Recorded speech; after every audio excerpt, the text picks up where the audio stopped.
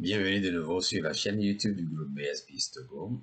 C'est encore votre ami de tous les jours, Dr Brado Moupati, pour vous entretenir sur un sujet actuellement très simple. Beaucoup de personnes nous demandent qu'ils ont soumis leur DS260, mais qu'ils ne retrouvent pas copie et qu'ils se préparent pour l'interview, des fois avec beaucoup de panique. Bon, souvent nous leur disons qu'ils peuvent retourner pour le voir de la même manière qu'ils l'ont soumis, mais ils reviennent toujours pour nous dire qu'ils n'arrivent pas. Dans cette vidéo, nous allons juste rappeler ce qu'ils savent déjà. Si vous êtes dans ce cas, un ami est dans ce cas et vous souhaiterez alors l'aider à réimprimer alors la copie de confirmation après soumission du DS260, restez jusqu'à la fin. Et si c'est votre première fois de venir sur cette chaîne et que vous n'êtes pas encore abonné, s'il vous plaît, faites-le maintenant. Mais si vous êtes déjà un abonné, bienvenue à la maison. En tout cas, vos boutons comme ça, nous les aimons. Allez, on va faire la démonstration. À tout à l'heure. Alors, pour retrouver alors ce fichier, il suffit de recommencer à zéro, comme si on allait soumettre le DS260 à nouveau, en allant simplement par ici. Oui, ils ont dit beaucoup de choses, je ne vais pas lire ça, il y aura une maintenance à 7 heures, et donc le système va avoir des perturbations. Mais ce que nous allons faire, nous allons rentrer alors le case number et puis les autres informations pour ouvrir le dossier. Les informations renseignées, nous allons simplement cliquer sur continue. Après avoir rentré alors les informations, dans ce cas, nous venons de barrer alors le case number, le pays, le nom et puis l'époux ou l'épouse, suivant le cas. Ou si c'est un seul candidat, on aura un seul DS. Si c'est deux, bien un candidat avec son épouse, leurs enfants, il y aura autant de DS ici. Dans ce cas, nous allons choisir un des deux qui dit completed. Donc on peut cliquer seulement sur completed et on va voir ce qu'il y a à l'intérieur. On va voir les mêmes informations jusqu'à la fin. Ce qu'il faut faire, il faut cliquer sur la dernière chose pour avoir alors les informations pour pouvoir voir ce qu'il faut faire.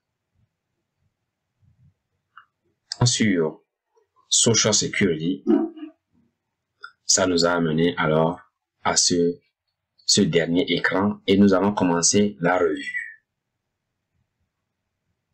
Quand on clique sur revue, on commence pour comme vérifier comme avant. Il n'y a rien de nouveau. Alors, on va vérifier jusqu'à la fin de préparer, s'il y en avait quelqu'un qui a aidé pour préparer. Et c'est après ça que nous allons voir ce qu'il faut.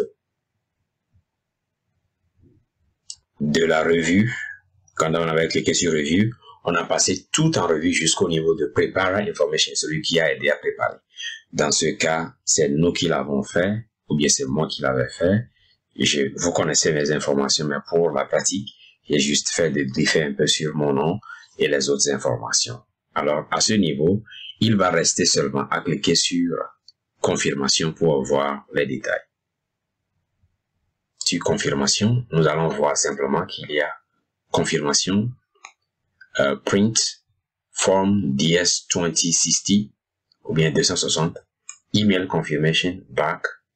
Bon, dans ce cas, si vous choisissez alors imprimer, c'est simple de cliquer sur Print Confirmation. Vous allez imprimer une copie ou bien Email Confirmation. Dans le cas précis, puisque des gens ont toujours ce genre de difficultés, nous allons choisir dans un premier temps d'envoyer ça par email et après aussi imprimer. Et donc comme ça, il y a une copie dans l'email au cas où vous avez besoin d'une autre copie, vous avez égaré. C'est simple de retourner à votre email et de prendre cela et puis de l'imprimer et vous avez votre DS, la page de confirmation de votre DS260 en main.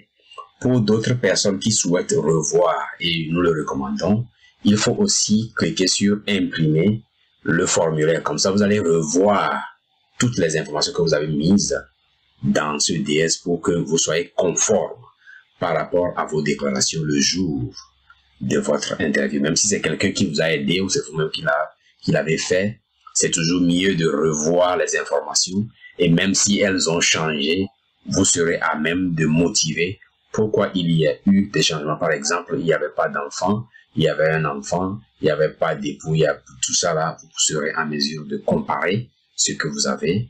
Et donc, c'est ça.